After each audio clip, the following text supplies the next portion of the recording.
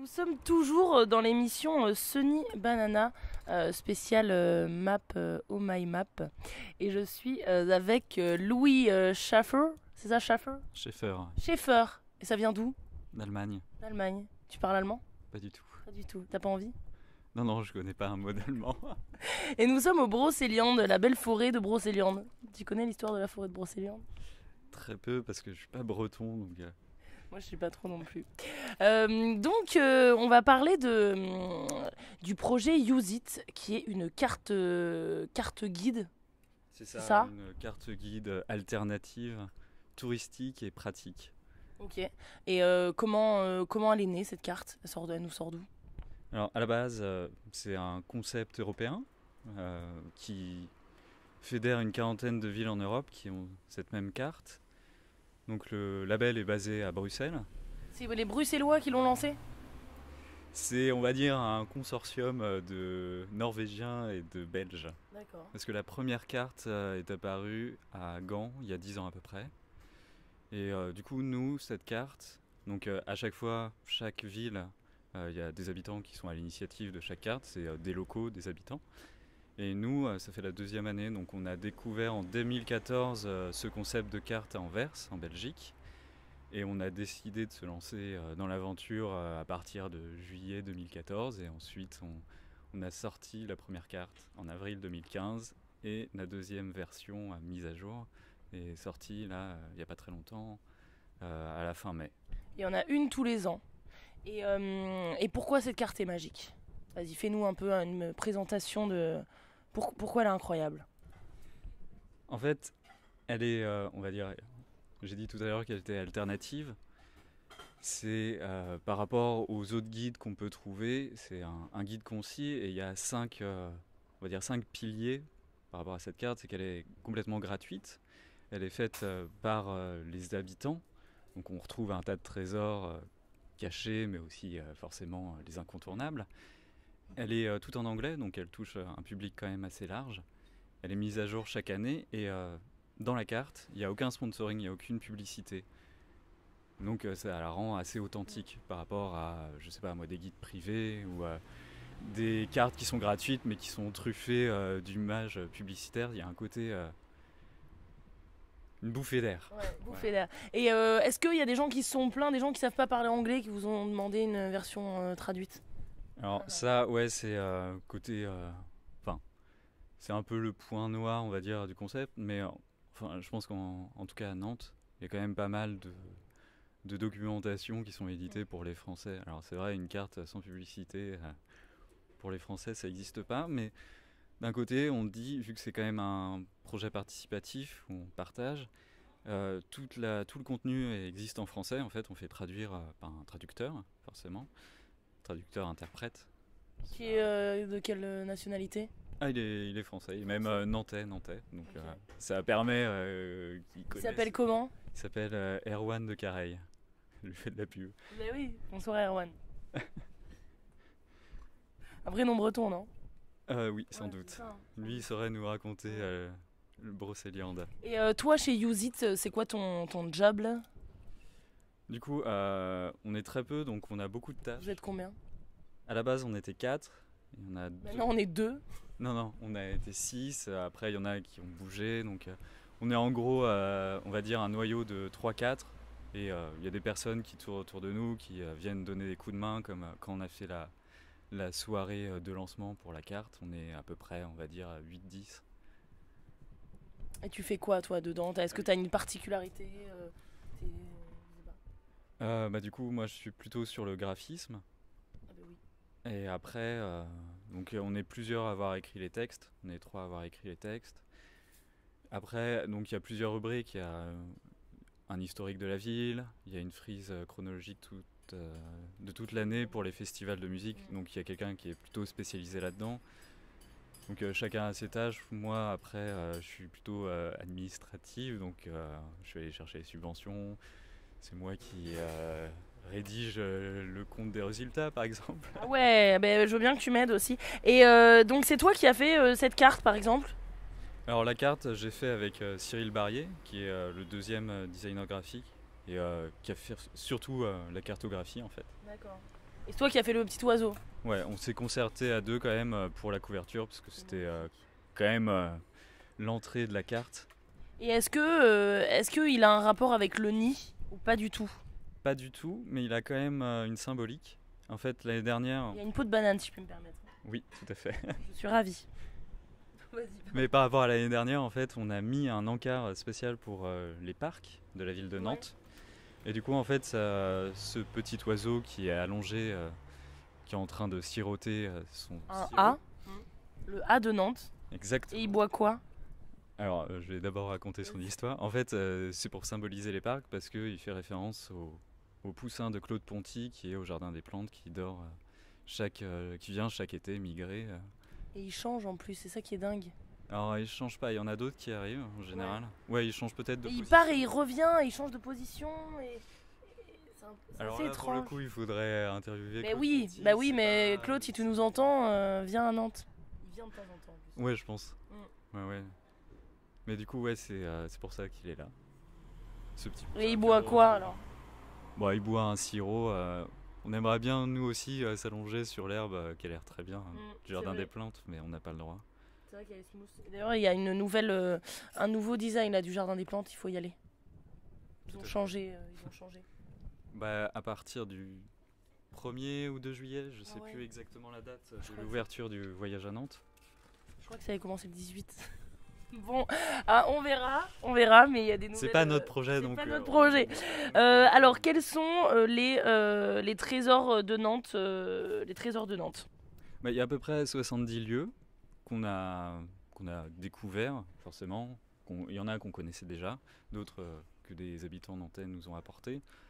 Donc ils sont tous à découvrir. Forcément, il y a plusieurs ambiances pour que ça touche le plus grand nombre de personnes. Donc forcément, il y en a qui seront beaucoup plus publics que d'autres. D'autres, ça sera beaucoup plus caché. Par exemple, il y a... Toi, c'est quoi tes préférés? Alors, je connaissais pas du tout. Il y a une pizzeria, ça s'appelle la pizzeria d'Eletna, qui est juste à côté de l'hôtel de ville. D'accord. Qui est- D'Eletna, Deletna. ici. Ici, d'accord. Qui est tenue par une famille de Siciliens. Il y a 10 places. Donc il faut plutôt prendre à emporter, ou alors si on est vraiment vraiment chanceux, on peut avoir une place. Ah ouais, il faut qu'il y ait des gens sympas aussi. Ah oui, ils sont sympas.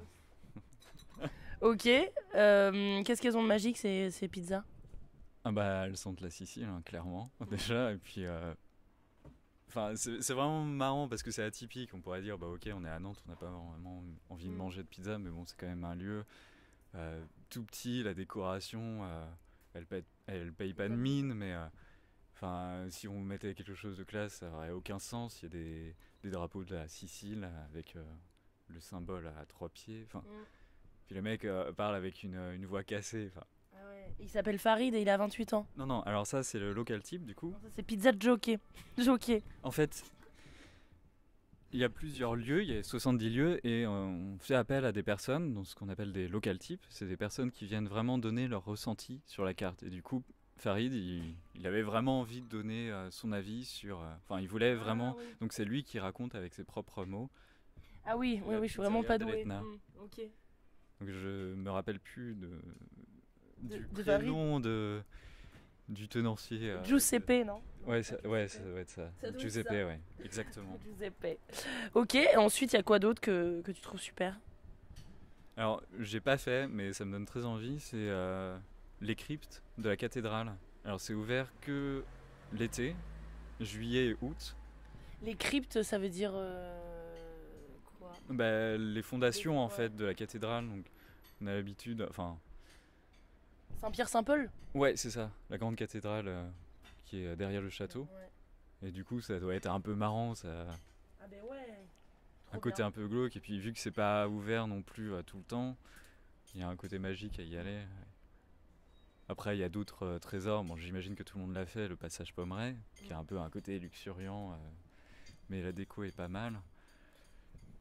Et est-ce qu'il y a des touristes parfois qui vous disent j'ai repéré tel lieu, il faudrait que vous en parliez et tout ou pas? Alors, pas forcément des touristes, mais plutôt des Nantais, ouais. Nantais, ouais. Ouais, parce qu'on a plusieurs temps où on va récolter des lieux. Et du coup, bah, forcément, s'il y a plusieurs fois le même lieu qui revient, bah, Après, On va s'intéresser, puis on va le mettre sur la carte, ouais. après, le gros problème, c'est que c'est aussi important de garder les trésors cachés.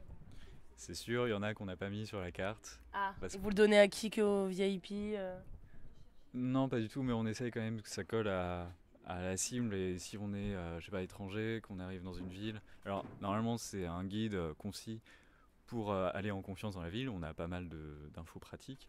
Mais si on se retrouve dans un lieu, je sais pas, par exemple, on s'était dit, ouais, le Dahu, c'est un lieu qui est assez marrant quand même. Je suis toujours pas allée, j'ai honte. Ah bah, le 25, là, ouais, c'est ça, il y a une soirée, le samedi Ok. 25. Donc il faut y aller. Si on ne connaît pas, c'est Mm. très bien. Mais du coup, ils ont une programmation. On ne sait pas quand c'est ouvert, il n'y a pas vraiment de communication qui est faite. Donc si on arrive dans cet endroit qui est un peu loin quand même, il n'y a pas forcément beaucoup de transports en commun qui y vont, et qu'on est étranger, bah, forcément on va être un peu perdu. Donc il vaut mieux... Enfin nous on a décidé de mettre des choses plus, on va dire plus classiques, plus accessibles. On met quand même les ateliers de beach qui est assez underground forcément, mais on essaye de tout mettre. Ouais. Et est-ce que toi, tu as visité d'autres villes d'Europe avec Use It? Alors, on a commencé par Anvers, ouais. En fait, on a découvert le projet Anvers. Donc on a commencé par découvrir une ville avec la carte Use It. Et c'est comme ça qu'est né le projet, parce qu'on s'est dit, on dormait dans une auberge de jeunesse, et elle était accessible dans l'auberge de jeunesse. Et on a fait, tiens, c'est marrant, on n'a pas besoin d'aller demander quel lieu dans la rue. Bon, après, forcément, on va dans des bars, et c'est c'est le défi, en fait, de mettre tout un tas d'informations pour ensuite que les personnes aillent dans les lieux et rencontrent les habitants, mais dans un premier temps, qu'ils aient toute une palette comme ça d'informations, d'outils, d'agendas culturels. Et vous avez des idées de d'autres. Est-ce que toutes les cartes en Europe sont exactement pareilles, ou est-ce que vous avez le label comment dire, vous force à avoir ce format et puis c'est tout, ou il vous laisse quand même de la place à votre créativité, à des idées, et vous êtes quand même libre? Ouais, on est complètement libre, à part ce que j'avais cité au tout début, que ce soit en anglais, que ce soit gratuit, sans publicité, fait par les locaux. Le reste des rubriques est complètement libre. Après, on retrouve à chaque fois genre le Act Like a Local pour savoir un peu les habitudes. Le cours historique de la ville, ça aussi, on l'a tout le temps. Après, nous, on a décidé de mettre un encart sur les parcs. On a mis une frise pour les festivals de musique. Ça, normalement, il n'y a pas... Enfin, c'est uniquement pour nous. Mais je sais qu'il y en a qui font des balades dans leur ville. Je sais plus exactement toutes les spécificités, je les ai pas en tête, mais on va piocher. Elles se ressemblent heureusement pas toutes, hein. Forcément, il y a des spécificités à chaque ville. Est-ce que tes copains avec les Usitiens des autres villes, est-ce que vous avez fait un meeting point Ouais, il y a un meeting tous les ans pour se rencontrer, pour pouvoir élaborer un peu mieux la prochaine carte. Donc c'est à chaque fois en octobre. Alors c'est pas moi qui suis allé l'année dernière. Ah, il y a un représentant par ville? Ouais, 2 représentants, ouais. Et du coup, on avait un autre projet avec l'association, donc on a essayé de diviser les troupes. Et c'était où? Et c'était à Gand, justement, parce que c'était les 10 ans de la carte de Use It Gand, donc c'est pour ça, c'était un peu symbolique. Mais on est forcément pour la relecture, là on a demandé à Use It Palerme, en Sicile, de faire la relecture. Moi j'ai été sollicité par Use It Namur pour faire la relecture de leur carte. Et par rapport à tout le réseau français, il y a pas mal. Alors, on n'est que deux villes en France à avoir sorti une carte. Lille en premier et nous. Et les autres, vous essayez de les motiver? Alors, ils viennent nous demander des conseils sur le budget qu'ils rencontraient. Et je sais que Use It Bordeaux, je pense que c'est les prochains à sortir. Il y a aussi Use It Metz. Je sais pas comment on dit. Metz, ouais. Metz. Non, Metz, ouais. Les Messins, ouais. Ouais. Qui vont sortir une carte, et Lille normalement va ressortir une nouvelle carte. Ouais. Et est-ce que t'aimerais, toi, en tant que designer graphique, est-ce que t'aimerais faire la cover, la couverture, je sais pas moi, de Prague ou de Bruges, ou enfin d'une autre ville? Est-ce qu'il y a des échanges un peu de compétences artistiques pour faire justement communiquer les talents? Bonne question, hein, mais bah, c'est vrai que je connais la ville de Nantes, donc c'est plus facile à partager. Par exemple, Prague, j'y suis jamais allé. Donc je ne saurais pas trop. Moi, j'ai pas envie de me mettre. Enfin, dans mon travail. Ça pourrait être une excuse pour aller voyager là-bas. Hein. Oui, tout à fait. Je dois y aller 1 an pour faire le design. Tout à fait. Mais je pense que c'est aussi dans l'esprit que la carte se fait par les habitants, les locaux, et que ce soit un illustrateur ou un designer graphique ou je sais pas moi, un peintre s'il peut, qui fasse la couverture et la mise en page. C'est comme le traducteur, on a fait appel à un local, quoi. C'est les gens d'ici qui transmettent au monde entier leur ville, quoi. Ce qui donne à chaque fois une couverture différente et une mise en page à chaque fois pour toutes les villes. Elles ont tout un aspect, c'est ça qui est intéressant. Tout un aspect et une ambiance différente à chaque fois. C'est trop chouette. Et est-ce que tu penses qu'un jour il y aura des Use It dans le monde où ça se veut rester européen? Bah, vu que c'est en anglais pour l'instant, forcément c'est une langue européenne.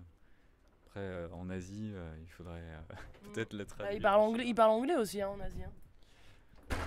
Bon, on verra. Je sais pas, mais c'est plus, on va dire, un aspect qu'il faudrait demander au label belge. Allez, aux Belges. Et qu'est-ce que je voulais dire? Je suis perturbée maintenant. Est-ce que vous faites des sorties un peu Use It, des soirées, des sorties, justement des vadrouilles, vous proposez pas des balades On ne fait pas comme les Gritters, ça on ne va pas les remplacer. Ça marche bien, Gritters à Nantes ou pas? Bah plutôt, hein, parce que c'est une communauté qui est là depuis super longtemps, enfin une association pardon, qui est là depuis super longtemps, et puis ils se renouvellent, enfin ils ont des super connaissances. Nous on les a peu rencontrés quand même, mais à chaque fois ils sont hyper ouverts. Enfin on a redirigé pas mal parce que nous on se prétend pas connaître bien la ville comme ça, on réunit les informations, mais on n'a pas cette prétention de guide oral, donc on redirige vers les Gators, mais du coup ouais, on fait des soirées, enfin on a fait une soirée pour le lancement, on présentait toutes les cartes du réseau, et puis après sur des temps forts, tout ce qui est par exemple le festival Spot qui était il y a 2 semaines, où justement on récoltait des lieux et on présentait la carte. Donc, et vous avez fait un truc rigolo non pendant le festival Spot? Il n'y a pas une histoire de son, sound Ah oui, c'était le deuxième projet de l'association, c'était Nantes Sound, où en fait alors c'est différent de Use It. On est allé interviewer des Nantais, s'ils avaient des histoires un peu insoupçonnées à raconter, et du coup on les a enregistrées, et c'était une retransmission sonore, donc on se posait dans des transats et on écoutait l'histoire avec des casques. Et il y avait à chaque fois une photo qui illustrait l'histoire pour rentrer dans l'histoire. Ouais. C'était des formats de 5 à 6 minutes en général. C'est rigolo.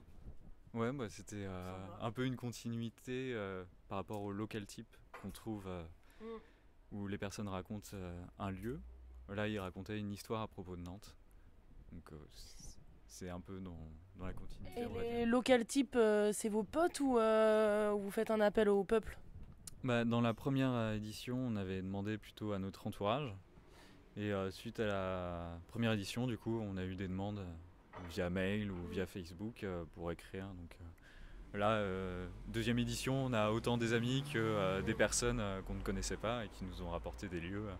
C'est aussi l'idée de ce projet, c'est de faire des rencontres, puis qu'il n'y ait pas que un cercle d'amis qui puisse faire découvrir la ville de Nantes, mais plusieurs personnes. C'est pour ça qu'on va sur différents lieux, genre le festival Spot, les marchés de Noël par exemple, où il y a différents publics qui viennent nous donner des lieux qu'on ne connaîtrait pas, quoi. Si on n'écoutait que nos amis, on tournerait en rond. Donc c'est le but, c'est d'élargir au maximum. Ouais. Trop bien. Quels sont les premiers touristes à Nantes? Bah, je pense que c'est les Français. Nantais. Je pense que c'est les Nantais d'abord qui sont emparés du projet, parce que c'est vers eux qu'on a communiqué en premier, et je pense qu'il y a eu une envie de redécouvrir leur ville dans un premier temps. Mais à l'anglaise. Exactement. Après, c'est pas non plus un anglais très difficile. Oui, non, sûr. Et puis aussi, on a essayé de faire une carte quand même assez graphique, pour si on ne comprend pas forcément l'anglais, que ça puisse être quand même au niveau visuel assez facile de se repérer ou d'aller voir des choses Et ça nous fait travailler en plus, c'est cool. Ouais. Est-ce que tu as un dernier message à faire passer? Eh bien, on a besoin de bénévoles, parce qu'on a besoin de nouvelles idées, on a besoin de nouveaux lieux pour la prochaine carte. Donc, faut pas hésiter à nous contacter via notre site web ou via notre Facebook. On a en fait un petit encart sur la carte qui est représenté par une lettre ici avec un timbre. Ah ouais. Donc on a mis le site, enfin l'adresse mail et le Facebook, donc on peut nous contacter comme ça. Il faut vraiment pas hésiter s'il y a des idées, s'il y a des retours. Ne serait-ce qu'une participation pour dire ce qu'on en pense. Ça nous Très fait bien. plaisir. Et la prochaine, ce sera en 2017? C'est ça, C'est ça. aux alentours de avril-mai, ouais. Ok. Super. Merci beaucoup. Ben, Bonne merci. continuation.